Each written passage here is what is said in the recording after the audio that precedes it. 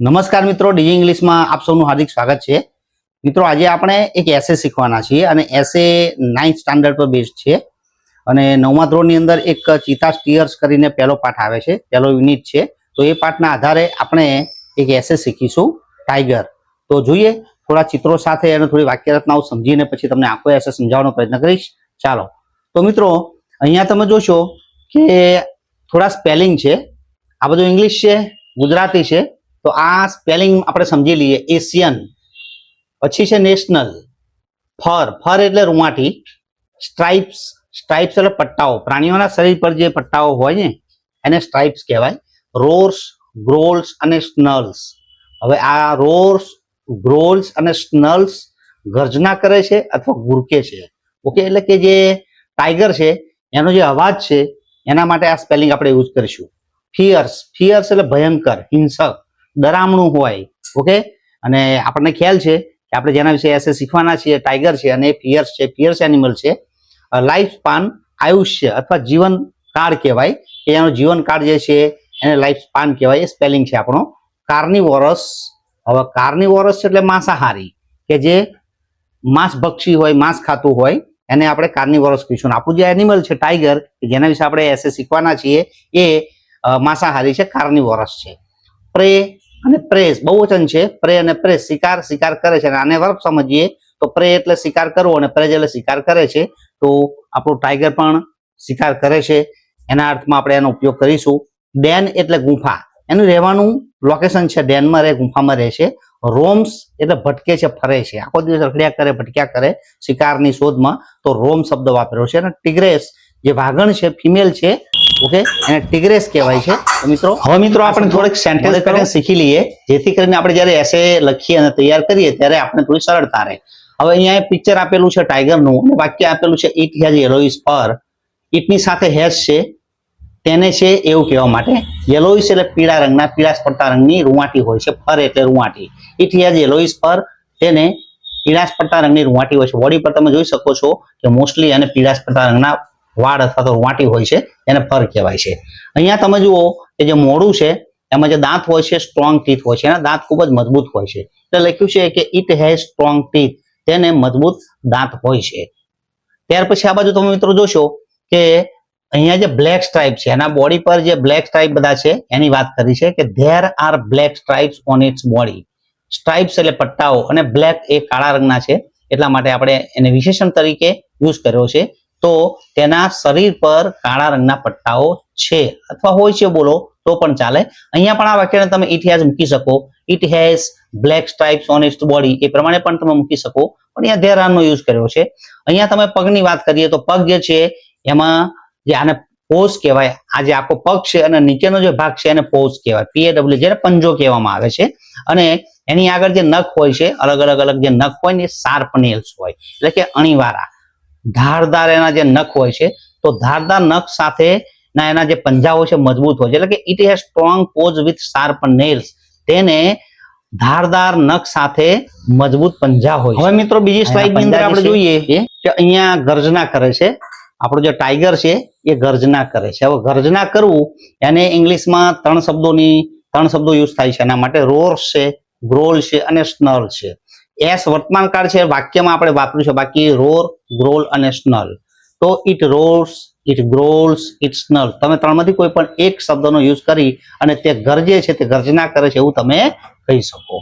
અહીંયા it is a fierce and cruel animal. હવે આ એનિમલ કેવું છે? તો ફિયર છે, એટલે કે તે છે. ઇટ ઇઝ એટલે તે છે. કેવું છે? ફિયર્સ એટલે ગુસ્સાવાળું, અને ક્રુઅલ એટલે નિર્દય, ઘાતકી, દયા વગરનું, હિંસક પણ કહી શકાય.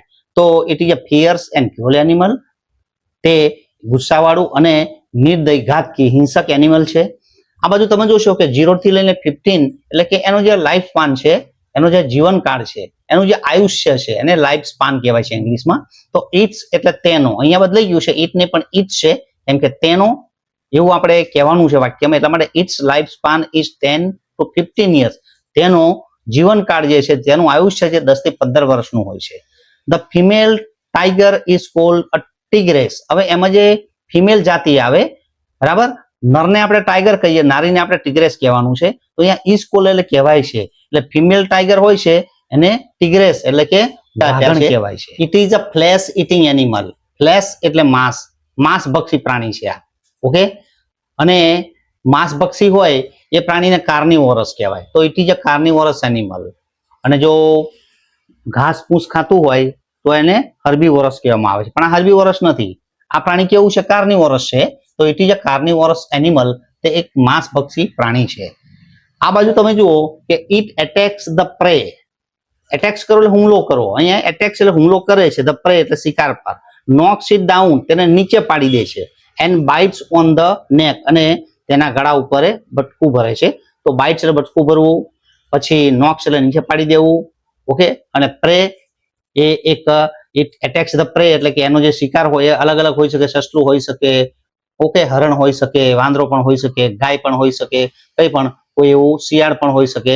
તો આ પ્રમાણે તમે જુઓ છો કે attacks the pre, knocks it down and bites on the neck. એના ગળા ઉપર બટકું ભરે છે. આ બાજુ તમે જુઓ કે it praise.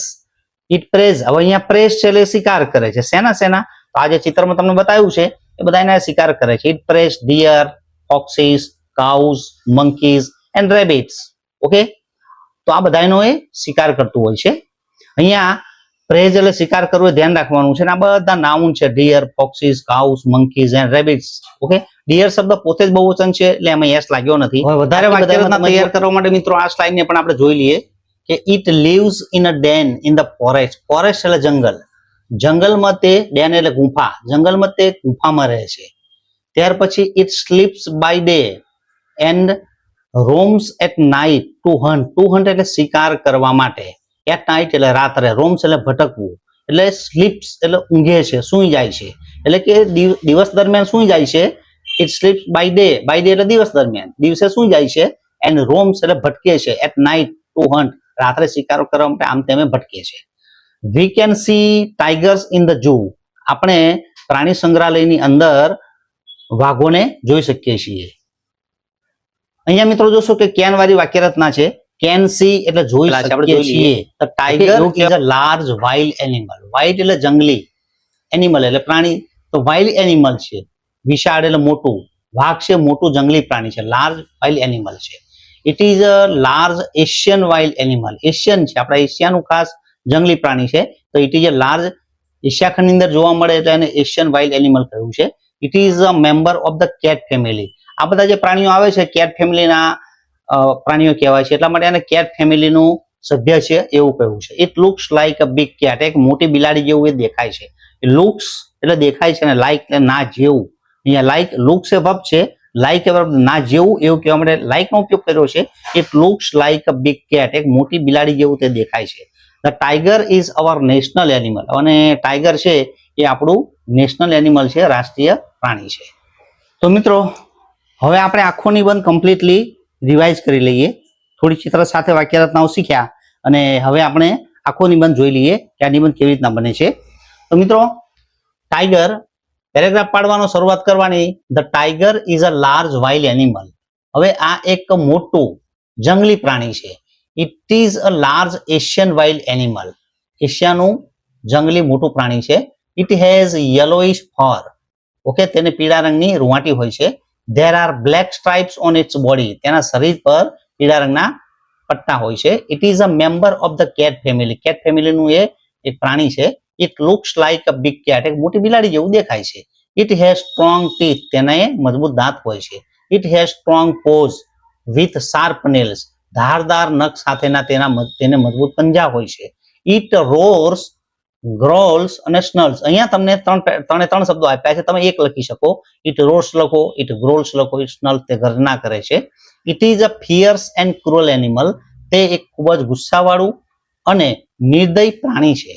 It's life span is 10 to 15 years. તેનું આયુષ્ય 10 થી 15 વર્ષનું છે. It is a flesh eating animal. Flesh એટલે માંસ, તે માંસભક્ષી પ્રાણી છે. It is a carnivorous animal. હવે માંસભક્ષીને કાર્નિવોરસ કહેવાય એટલા માટે ફરી પાછું વાક્ય મૂક્યું છે તે એક કાર્નિવોરસ એટલે કે માંસભક્ષી એનિમલ છે. ઇટ એટેક્સ ધ પ્રે. શિકાર પર, ઇટ એટેક્સ ધ પ્રે, તે શિકાર પર હુમલો કરે છે. નોક્સ ઇટ ડાઉન, તેને નીચે પાડી દે છે. એન્ડ બાઇટ્સ ઓન ધ નેક, અને એના ગળા ઉપર બટકું ભરે છે. It lives in a den in the forest. જંગલમાં ગુફામાં રહે છે. It preys deer, foxes, cows, monkeys and rabbits. આ બધા એનો તે શિકાર કરે છે. It sleeps by day and roams at night. દિવસ દરમિયાન એ સૂઈ જાય છે અને રાત્રે એ શિકાર માટે to hunt એટલે કે શિકાર માટે ભટકે છે. The female tiger is called a tigress.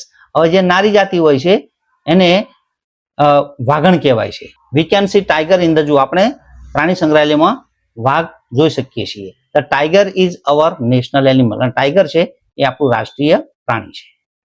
તો મિત્રો આવી નવી મહેનત કરવા માટે 9 અને 10 બંનેના વિડીયો આપણી ચેનલ પર આપણે મૂકતા રહીએ. તો આ વિડીયોને બીજા વિદ્યાર્થી મિત્રોને તમારા ગ્રુપમાં શેર કરજો.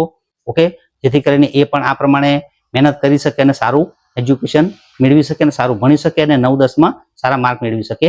તો મિત્રો મળીએ આવી બીજી કોઈ રીલમાં અથવા તો બીજા કોઈ વિડીયોની અંદર. ત્યાં સુધી રજા આપશો. આવજો. જય શ્રી કૃષ્ણ.